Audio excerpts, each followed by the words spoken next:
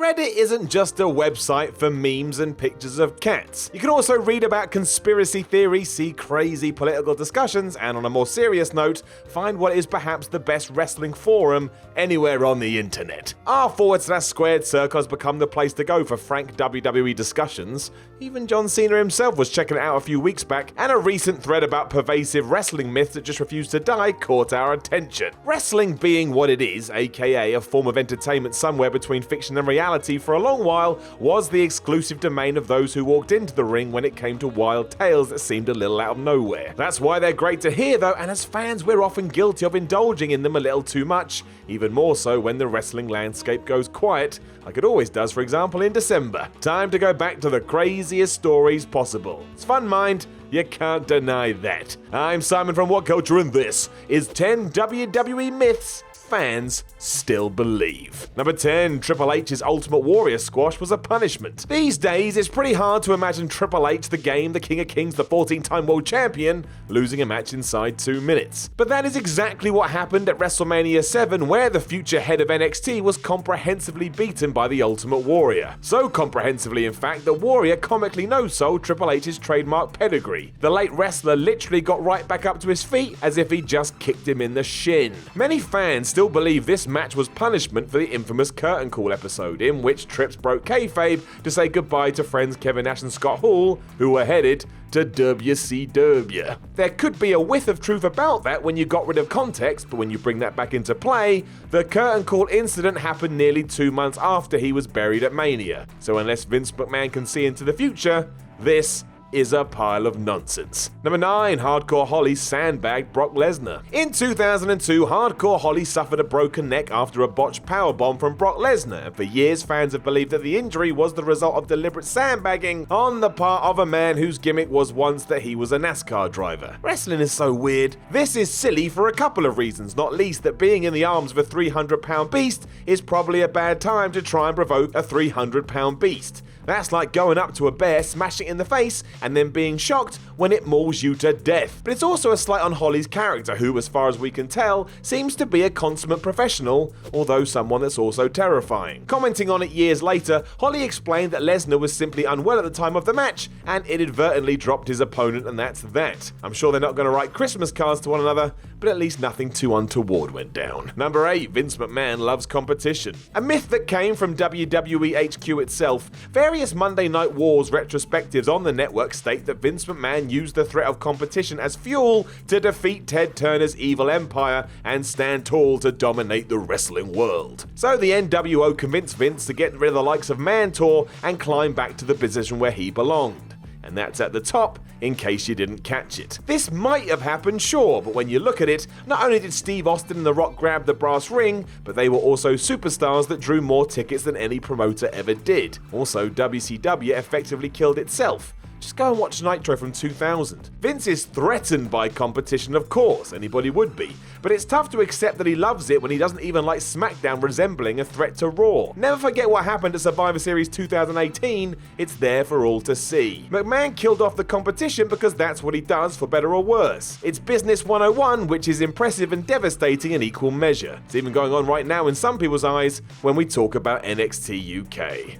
Such is life. Number 7. Roman Reigns can't wrestle. If Roman Reigns needs any advice on how to handle critics of his ring ability, he can just ask John Cena, who faced the same puzzling accusations a decade ago, despite routinely having the best match on the show. Imagine that too. You kick all the ass, you're feeling good, then get told by Brad on Twitter you were brings your day right down. Roman can be poorly booked as a wrestler, but by no means is he a poor wrestler. The big dog's big match record is as impressive as many of his contemporaries, and perhaps more so given that WWE was kind of his fallback option. Reigns wanted to be a football player, and if this is his skill level for his second passion, then my word, give him even more credit. Not only has he stolen the show alongside the likes of Randy Orton, Daniel Bryan and AJ Styles, and we all expect great matches from those guys, he's also coaxed some of the best work out of the likes of Rusev and Braun Strowman.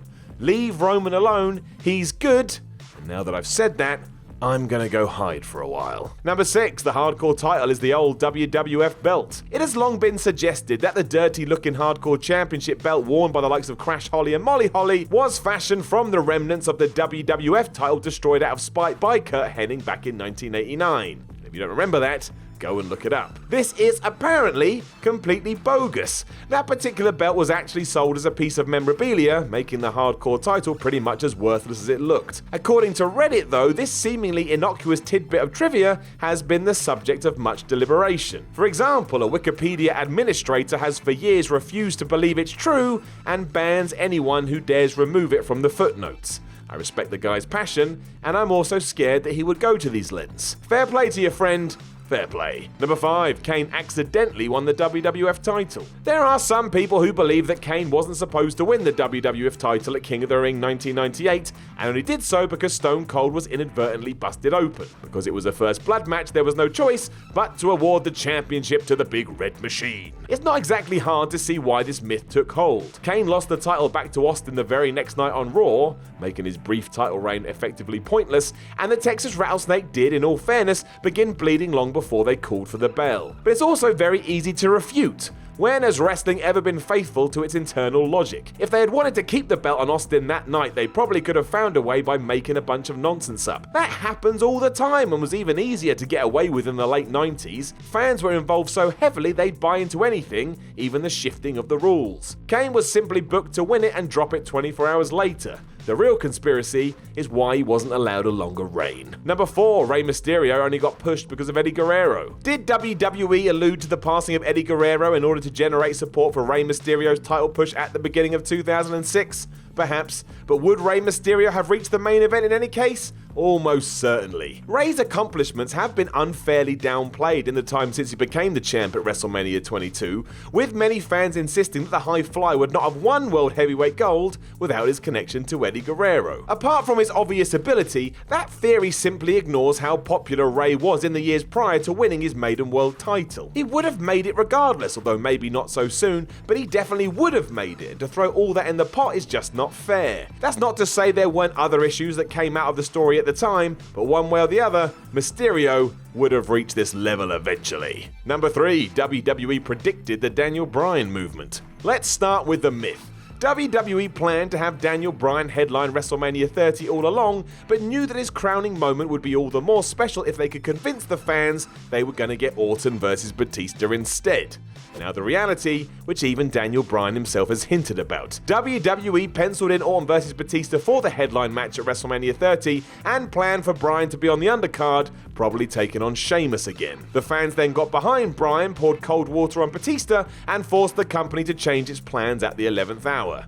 Then there was CM Punk walking out too, which made everything even more difficult. And sure, it's not an outright impossibility that WWE planned the whole thing, and those who believe it are faithful rather than foolish, but it does seem very likely given their track record. Plus again, Daniel Bryan thinks the same. So yeah. Number 2, Vince Russo was a double agent. This was the most upvoted suggestion on Reddit at the time of me speaking, which indicates that it's the most commonly believed, or that it's the most ridiculous, or perhaps that it's just the most interesting. Because really, who doesn't want to believe that Vince McMahon is, like his on-screen alter ego, a genuine genius who seeks to trample his enemies through whatever means necessary? The theory basically suggests that the chairman of the board sent former writer Vince Russo over to World Championship Wrestling with the goal of undermining their lead during the Monday Night Wars. There is plenty of evidence for this because every single WCW show during the years 1999 and 2000 are baffling. It's like someone is just making up rubbish on the fly and everybody else goes along with it for some reason. Unfortunately, it's probably a little far-fetched even for pro wrestling and surely would have come out by now if true. That kind of thing doesn't stay buried for long. Number 1, WWE are honest about attendance figures. You can't really blame wrestling fans for taking WWE at their word when it comes to live attendances since, short of going to the stadium and counting each fan one by one, there isn't really any practical way to disprove the official numbers.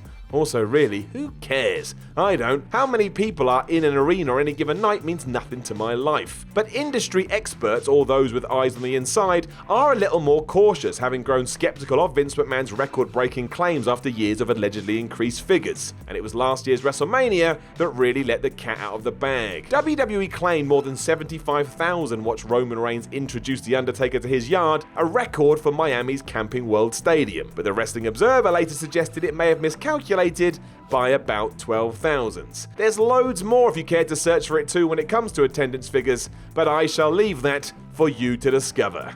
It's like a magical ride of joy. Know of any other WWE myths fans still believe? Let us know in the comments below, and don't forget to like, share, and subscribe. Then head over to WhatCulture.com and read yourself some articles, and follow WhatCulture on Twitter at WhatCultureWWE.